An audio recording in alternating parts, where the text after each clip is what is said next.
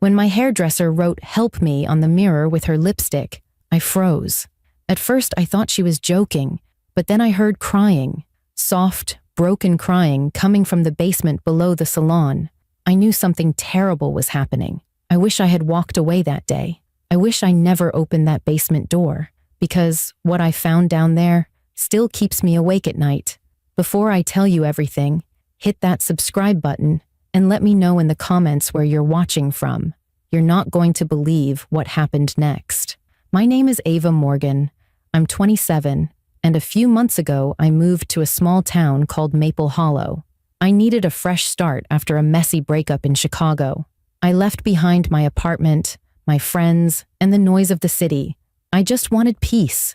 I moved in with my mom, Diane, who's the kind of woman who thinks everything can be fixed with hot tea and a good talk. She kept telling me I needed to get out more, meet new people, start feeling like myself again. One morning, she handed me a coupon and said, "Go get your hair done, honey. You've been hiding too long." That's how I ended up at a small place called Lena's Beauty Corner. It sat on the corner of Main Street, right between a thrift shop and an old diner. The sign outside was faded, but the inside looked warm and welcoming. When I stepped in, the air smelled like coconut shampoo and fresh coffee. The walls were painted soft pink, and there were fairy lights around the mirrors. A woman about my age greeted me with a nervous smile. "Hi, I'm Lena. You must be Ava, right?" "Yeah," I said, smiling back. "My mom told me to come here. Said you're the best in town." Lena laughed lightly, but her eyes didn't match her smile. "Your mom's sweet. Have a seat. What are we doing today?" As she started combing my hair, we talked about small things, work, the weather, how quiet the town was. Her voice was calm, but I noticed her hands trembled every time the scissors clicked. There were no other customers, no sound except for the low hum of a hairdryer in the back room. It felt peaceful, but also strangely tense. At one point, I caught her reflection in the mirror. She wasn't looking at my hair. She was looking at the mirror itself, almost studying it. Her eyes darted toward the door behind us. Trying to lighten the mood, I said, "So, how long have you had this place?" She answered softly, "Too long." Then she smiled again, forcing it this time. Something in her tone sent a chill down my spine. I didn't know why, but it felt like there was something she wasn't telling me. I brushed it off, thinking maybe she was just tired. I looked down at my phone, scrolling through messages from my mom. Everything felt normal, until Lena suddenly stopped cutting. The air seemed to change. I looked up, and her eyes in the mirror met mine. There was fear in them, real fear. I didn't know it yet, but that moment was the beginning of the worst day of my life. Lena's scissors froze halfway through a strand of my hair. The room felt like it stopped breathing. I looked up and saw her reflection staring back at me through the mirror. Her face had gone pale, and her hands were trembling harder now. She wasn't looking at me anymore. She was looking through me, at something only she could see. I tried to laugh it off. "Everything okay?" I asked, forcing a smile. But she didn't answer. Instead, she leaned close, her voice barely above a whisper. "Don't scream." My heart started pounding so loud I could hear it in my ears, the kind of pounding that makes your fingers tingle and your throat tighten. I didn't move. I didn't even blink. Lena slowly turned the hairdryer on full blast, the loud hum filling the air like static. Then, keeping her back to me, she reached into her pocket, pulled out a red lipstick, and began to write something across the mirror. The lipstick dragged across the glass, shaky and quick, letters forming in the steam. When she stepped aside, I read the words, "Help me, basement." For a few seconds, I just stared. My mind couldn't process it. I wanted to believe I was misunderstanding, that it was some weird joke or promotion for Halloween, but the way her hands shook told me it wasn't. I looked at her in the mirror again. Her eyes were glassy with tears. She shook her head fast, almost begging me to stay calm. Her lips moved silently. "Please, don't react." My stomach twisted into a knot. I wanted to ask what she meant, but then I heard it. A sound so faint, I thought it was my imagination at first. A quiet, muffled cry coming from below us. It sounded like someone trying to scream but being too weak to do it. It came again. A soft, heartbreaking whimper, then another. I froze in my chair. The sound was coming from under the floor, from the basement. I looked at Lena, but she had turned away, pretending to fix my hair. Her movements were stiff and robotic. I could see tears collecting at the corners of her eyes. My body felt heavy, like I was sinking into the chair. The walls of the salon suddenly felt smaller, the lights too bright, the air too thick. "Lena," I whispered, my voice shaking. "What's going on?" She didn't answer. She just mouthed one word, "Go." I felt torn. Every part of me wanted to get up and run, but there was something about the fear in her eyes that told me she wasn't just in trouble. Someone else was down there, someone who needed help. The crying grew louder for a moment, and then stopped, like whoever it was had been silenced. The silence that followed was worse. It pressed against my chest. I glanced toward the back of the salon. There was a narrow door behind a curtain, half hidden by a shelf stacked with towels. I hadn't noticed it before. I looked back at Lena. Her breathing was uneven now. She dropped her comb, and when she bent to pick it up, she whispered so quietly, I almost didn't hear it. "He's coming back soon." My blood ran cold. I didn't know who she was talking about, but the fear in her voice made it clear she was terrified of him. I tried to act normal, picking up my phone from my lap. My hands were shaking so badly that I could barely type. I sent a quick text to my mom. "At the salon. Something's wrong. Call 911. Then I set my phone on silent and slid it into my pocket. Lena forced a smile and said loudly, "Almost done," as if to cover up what she had just said. I played along. "Looks great," I said, my voice cracking. My reflection didn't look like me anymore. It looked like someone trapped in a nightmare. The sound of footsteps suddenly echoed from outside the back door. Slow, heavy, male. Lena's face drained of all color. She dropped her scissors, and they clattered against the floor. The door behind the curtain rattled once, then fell silent. Whoever it was hadn't come in yet, but they were close. Lena whispered urgently, "You need to leave, please." Her eyes darted toward the front door, but my legs wouldn't move. Every instinct screamed at me to run, but curiosity, no, something deeper than that, kept me rooted in place. If there were people crying in that basement, I couldn't walk away. The footsteps faded for a moment. I used that chance to stand up slowly, pretending to stretch. My knees were weak, but I smiled like everything was fine. "I'm just going to use the restroom before I go," I said softly. Lena looked at me, her eyes wide with panic. She didn't try to stop me, but she shook her head slightly, silently pleading for me not to. I stepped toward the hallway anyway. The floor creaked under my shoes, and the air back there felt colder, damp even. I could feel a faint draft coming from somewhere below. The crying started again.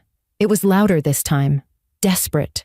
I reached the end of the hallway and saw it. A narrow stairwell behind a supply shelf, almost hidden from view. The smell of dust and mold drifted up from the dark space below. That's when it hit me. Lena wasn't asking for help because she was trapped. She was asking for help because someone else was, and I was the only one who'd heard them. I stood in the hallway staring at the narrow stairwell that led into darkness. The crying from below had stopped, but the silence that replaced it was even worse. Every instinct I had told me to leave, to walk out of that salon and never look back, but something deep inside refused to let me go. Someone was down there, and they needed help. I took a slow breath and looked back toward the salon. Lena was still at her station, pretending to sweep hair off the floor. Her hands were shaking, and she kept glancing at the front door as if expecting someone to walk in. When our eyes met, she gave a tiny shake of her head, mouthing the same word again, "Go." I didn't listen. I pulled out my phone and texted my mom again. "Call the police now. I think someone's trapped here." My hands trembled so much that it took me 2 tries to hit send. I turned off the sound and flashlight, slipping the phone into my back pocket. Then I took a step down the stairs. The first step groaned under my foot. I froze, waiting for any sound from upstairs. Nothing. I took another. The smell hit me next. Damp air mixed with something metallic and sour, like rust or old blood. My throat tightened, but I kept going. The staircase was narrow and steep, barely wide enough for one person. The walls were unfinished. the paint peeling off in chunks. I could hear the faint hum of a generator somewhere below. My chest felt tight, my heartbeat echoing in my ears. Halfway down, I heard voices. A man's voice, low, angry, and close. "You messed up again, Lena. Do you think I don't notice when one of them cries too loud?" Lena's voice followed, trembling. "I'm sorry. I'm trying. Please don't hurt them. You just what?" he snapped. "You're lucky you're still useful." My stomach turned. I pressed my hand against the wall to steady myself. Every cell in my body screamed to go back upstairs, but I couldn't, not after hearing that. I crouched low and peeked around the corner at the bottom of the stairs. The light was dim, flickering from a single bulb hanging from the ceiling. I could see a concrete floor, a workbench covered in tools, and metal chains fixed to the wall. And then I saw them, 6 girls, sitting close together, chained by their wrists and ankles. Their clothes were torn, their faces streaked with dirt. My breath caught when I looked closer.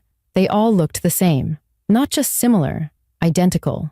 Same hair color, same face shape, same eyes. Each one looked exactly like me. For a second, I thought my mind had snapped. I blinked hard, but the image didn't change. 6 versions of myself stared back, their terrified eyes locking onto mine. One of them whispered, "Help us." My whole body went numb. I stumbled back a step, bumping into the wall. The noise echoed through the basement, and the man turned around. He was tall and broad, wearing a grease-stained apron. His face was rough, and his eyes were cold and calculating. "Who's there?" he barked. I ducked behind the corner, pressing my hand over my mouth to stop from gasping. My heart was racing so hard I could barely breathe. I could hear his heavy footsteps coming closer. "Lena, did you bring someone here?" he growled. "No," she said quickly, her voice breaking. "There's no one." "You're lying," he said. I glanced toward the girls again. They were watching me silently, eyes wide with hope and fear. I knew if I didn't act now, none of us would make it out. I spotted a set of old keys hanging on a hook near the stairs. I grabbed them quietly and slid them into my pocket. Then I looked for anything I could use as a weapon. There was a rusted wrench on the floor near a broken shelf. I picked it up, my hands shaking so badly I could barely hold it. The man moved toward Lena, grabbing her arm. "If someone's here, you'll pay for it," he snarled. She looked up at him, tears streaming down her face. "Please don't do this," she begged. That's when I made my choice. I wasn't leaving her or those girls behind. I stepped out from behind the wall, my voice shaking but loud. "Let her go." He turned, his eyes narrowing when he saw me. For a second, he looked stunned. "You," he said slowly. "You're the one. The real one." Lena gasped. I didn't understand what he meant, but the way he said it made my blood run cold. He dropped Lena's arm and took a step toward me. I tightened my grip on the wrench, every muscle in my body ready to fight or run.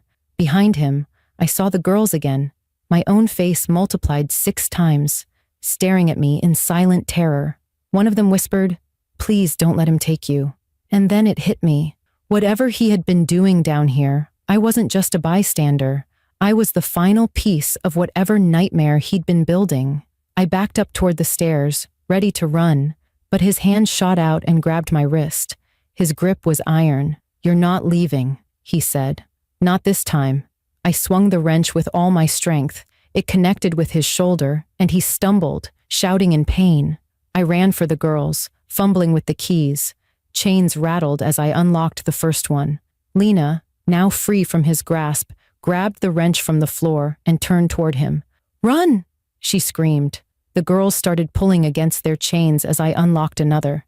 The man roared, lunging toward me again. Lena stepped in front of him, swinging the wrench with all her strength. That moment changed everything. I realized this wasn't just about escaping. It was about ending something truly evil. And no matter what it took, I wasn't leaving without them. The wrench hit the man's arm with a sharp crack, and he howled, stumbling backward into the wall. The sound of metal chains clanking filled the air as the girls started crying out, begging to be freed. The whole basement erupted into chaos. The flickering light, the echo of screaming, the pounding of my heartbeat thudding in my ears like drums of war. I dropped to my knees beside the third girl, trying to unlock her chain with shaking hands. The keys were old and rusted, and every second felt like an hour. Lena's voice broke through the noise. "Ava, go, take them and go." She swung the wrench again, this time hitting the man square in the chest. He grunted, grabbing the wrench from her and shoving her hard against the wall. Her body hit with a thud, and she slid to the floor, gasping. "Stop!" I yelled, rushing toward her, but he turned on me with eyes that didn't look human anymore.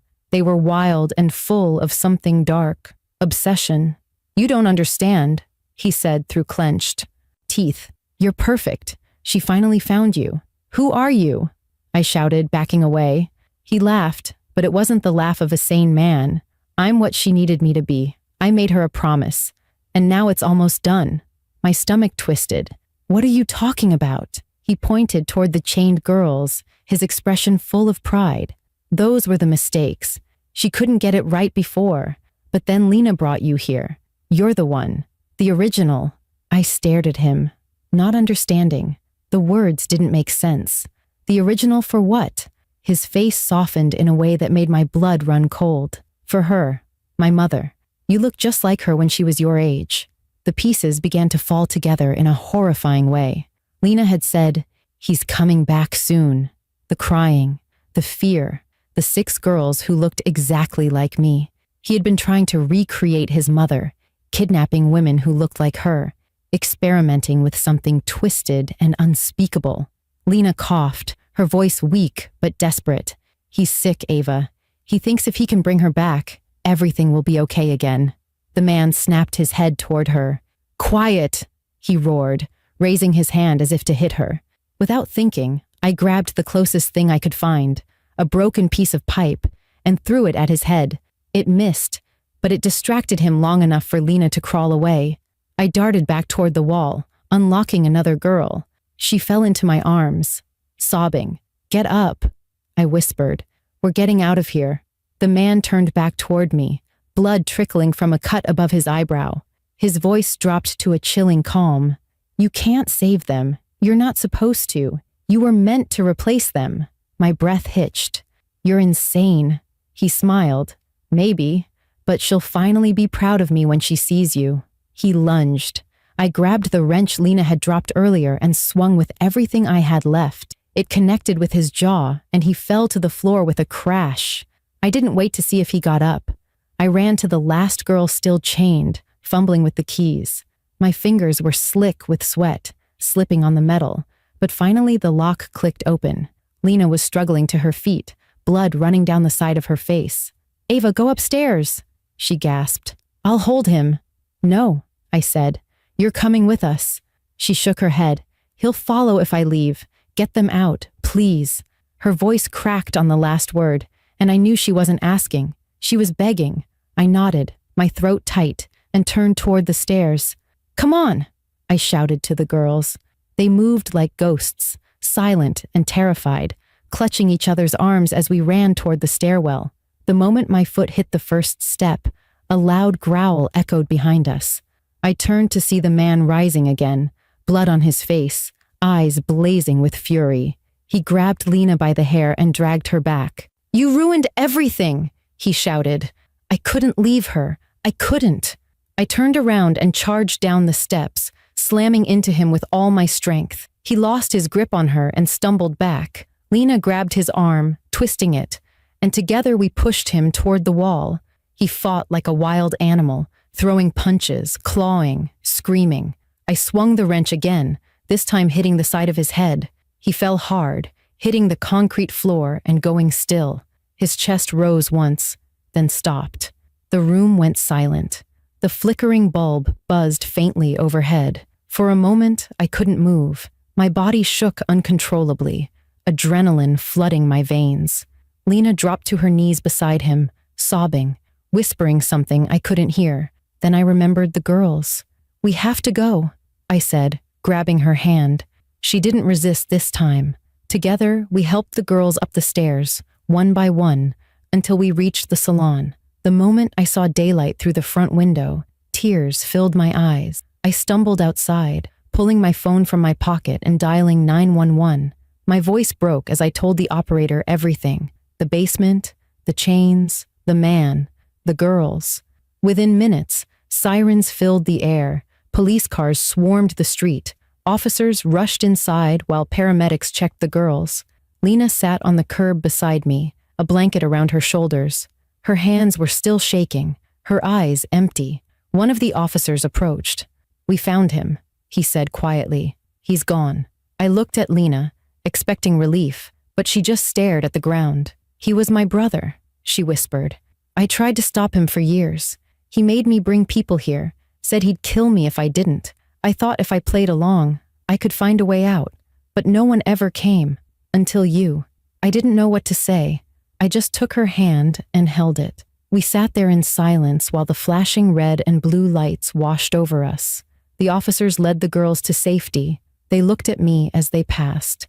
My own face reflected 6 times, each pair of eyes filled with gratitude and fear. And in that moment, I realized something terrifying. I hadn't just survived. I had stepped into something I could never unsee, something that would live with me forever. The next few days passed in a blur. Reporters filled the streets of Maple Hollow, flashing cameras outside the salon that had turned into a crime scene. The small town buzzed with gossip, but behind all the headlines and whispers, I felt nothing but emptiness.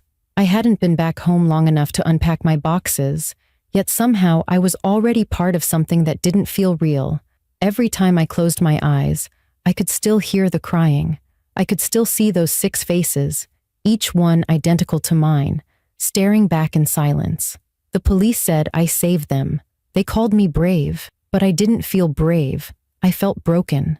I kept replaying every second of that night, wondering how long they had been. Down there, how many others might have come before them. I couldn't shake the guilt that maybe, if I had gone to another salon, they might still be trapped. When I visited Lena at the hospital a week later, she looked smaller than I remembered. Her arms were bruised and her eyes were hollow. Yet, for the first time, she didn't look afraid. When she saw me, she smiled faintly. "I didn't think you'd come," she said softly. "I had to," I answered, sitting beside her bed. "You saved me. You saved all of them." She shook her head. "No, Ava. You saved us. You didn't run." There was a long pause. Machines beeped steadily beside her, and outside the window, the sky was pale gray, heavy with rain. "They said he was your brother," I said. Her eyes filled with tears, but she nodded. "He wasn't always like that. After our mom died, he started hearing her voice. He thought she wanted him to bring her back. He said every woman I brought reminded him of her, but it was never enough. I tried to leave once, and he locked me in that basement for 3 days. I learned to stop fighting him, until you came. I didn't know how to respond. Nothing I could say would make what she went through any less horrific. I took her hand instead, and she squeezed it weakly. "The girls," she said quietly. "How are they?" "They're safe. They're being taken care of by a trauma team. Some of them don't even remember who they were before." She nodded, staring at her blanket. "Maybe that's for the best." When I left her room, I felt a mix of relief and sorrow. She was free, but she would never be the same. None of us would. That night, I couldn't sleep. Every noise in the house made me jump. The creak of the floor, the ticking of the clock, even the wind brushing against the window. I got up and went to the bathroom to splash water on my face. As I lifted my head, my reflection in the mirror startled me. My hair was still shorter from that day, uneven at the ends. My face was pale, with dark circles under my eyes. For a moment, I saw something behind me, a shadow. It flickered and then vanished when I turned around. My heart pounded, but the room was empty. Still, something about the mirror felt wrong. I stared at it, unable to look away. The light flickered once, and my reflection seemed to shift, just slightly. The corner of its mouth twitched upward into a faint smile. I stumbled back, shaking my head. I told myself it was the trauma, the lack of sleep, the nightmares catching up to me. But deep down, I couldn't shake the feeling that something had followed me out of that basement. The next morning, my mom came into the kitchen holding her phone. "You're all over the news," she said. "They're calling you a hero." I forced a smile, but my chest felt tight. I didn't feel like a hero. Heroes don't wake up terrified every morning. Heroes don't see 6 versions of themselves every time they close their eyes. Later that afternoon, the police called. They said they were closing the case. The man's body had been taken for autopsy, and everything pointed to him working alone. But something in the officer's tone made me uneasy, like he didn't believe it himself. After we hung up, I sat in silence. My house was quiet, too quiet. I turned toward the mirror hanging by the hallway. My reflection stared back, calm and still. Then, for just a split second, I saw movement behind the glass. 6 faces, pale and wide-eyed, standing in a row. I blinked, and they were gone. Maybe it was my mind playing tricks. Maybe trauma changes the way we see the world. Or maybe, somehow, not all of us made it out that night. When I told Lena about it during my next visit, she just looked at me and said, "Sometimes the mirror doesn't lie, Ava. Sometimes it shows what we don't want to see." Her words echoed in my head long after I left. That night, I covered every mirror in my house. I told myself it was temporary. I told myself it would help me sleep. But the truth is, I didn't want to take the chance, because the police said they rescued 6 girls that night. But when I looked into the mirror the next morning, there were 7 reflections staring back at me. If you made it this far, hit subscribe and tell me in the comments where you're watching from. And remember, sometimes what you see in the mirror isn't just your reflection.